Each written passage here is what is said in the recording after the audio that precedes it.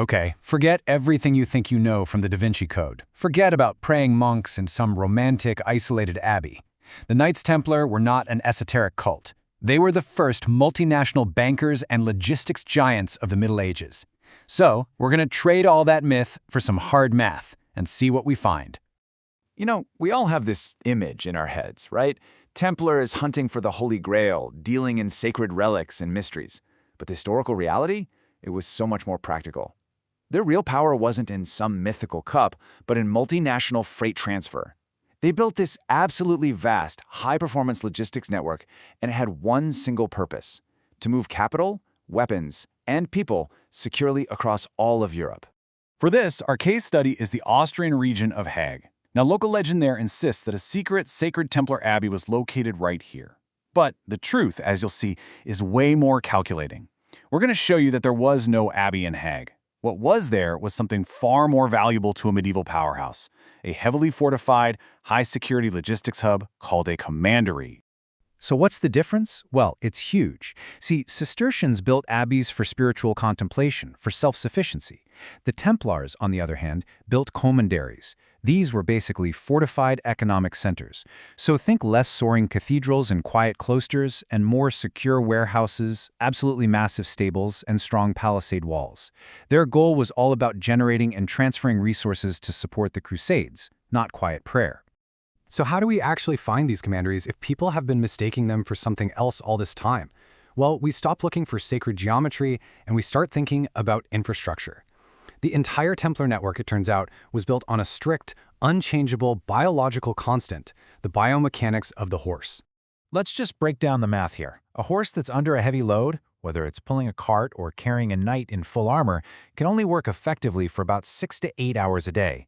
And at an average speed of about 5 kilometers an hour, that gives you a maximum daily range of 30 to 40 kilometers. After that, the animal absolutely has to have water, a massive amount of oats, and rest. And this isn't, a suggestion, it's a hard biological limit.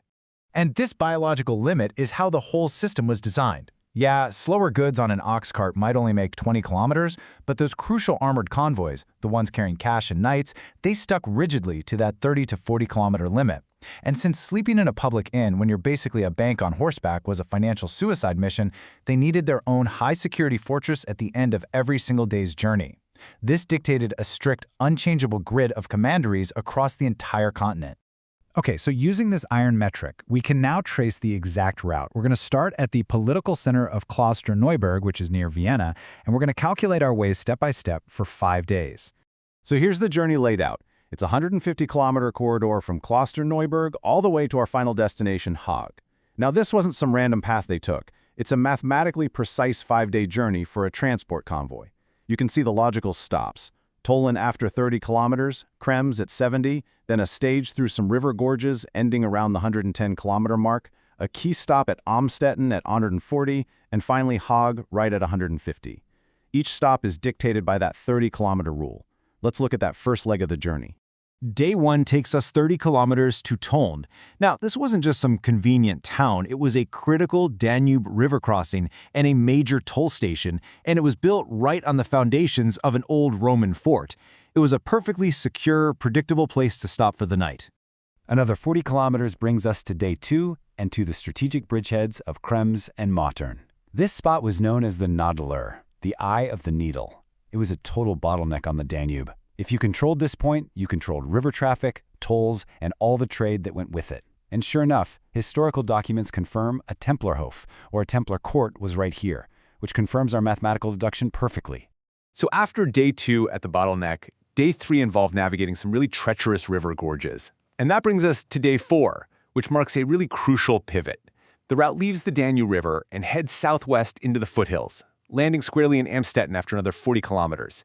This was the final, absolutely indispensable supply relay, the last major marketplace to restock the oat depots for the horses before that demanding climb into the Alps. And finally, Day 5. Following that unyielding 30-kilometer rule, the logistics, the biology, the pure math, it all forces one inevitable conclusion. The final stop had to be exactly in Haag, a total distance of 150 kilometers. The location wasn't chosen for a quiet monastery, it was a mathematical inevitability. But that just raises the next big question, right? Why build the final major hub precisely here? What made this specific spot at the end of a 5-day journey so vital from a geopolitical and an economic standpoint? The answer is geopolitics and economics. Haag sat at the direct crossroads of two massive medieval industries, the salt route bringing white gold down from the Alps and the iron route. You have to remember, the Templars were the biggest arms buyers of their time. They needed unlimited access to high-quality alpine steel for swords and armor for the Crusades. So Haag became the ultimate macroeconomic clearinghouse for trading things like Danube wine and salt for weapon-grade iron. And the coolest part is, if you look today, the physical evidence is still there, just hiding in plain sight. The parish church of St. Michael and Haag is structurally a fortress. The nearby Salzburg Castle sits on these deep, ancient stone foundations that are typical of a Templar agricultural stronghold or brandy. And even where the stones are gone, believe it or not, the soil remembers. This part is fascinating. Even old tax maps like this one, they act as archaeological witnesses. You find fields named Kreuzacke, which means field of the cross, or Ziegelacke, the brick field, which hints at industrial-scale construction. These are like linguistic fossils. They point directly to massive land development by a crusading order, exactly where our mathematical model says they should be. So all of this brings us to the final mystery. If Haag was such a massive Templar logistics center, why does the word Templar appear in 0 local records? Why the total, deafening silence? Well, the answer is what you might call the perfect corporate murder. In 1312, the Pope officially dissolved the Templar order. And this wasn't just a simple disbanding. It was a brutal damnatio memoria, a total, legally binding erasure of their name and their memory from the history books.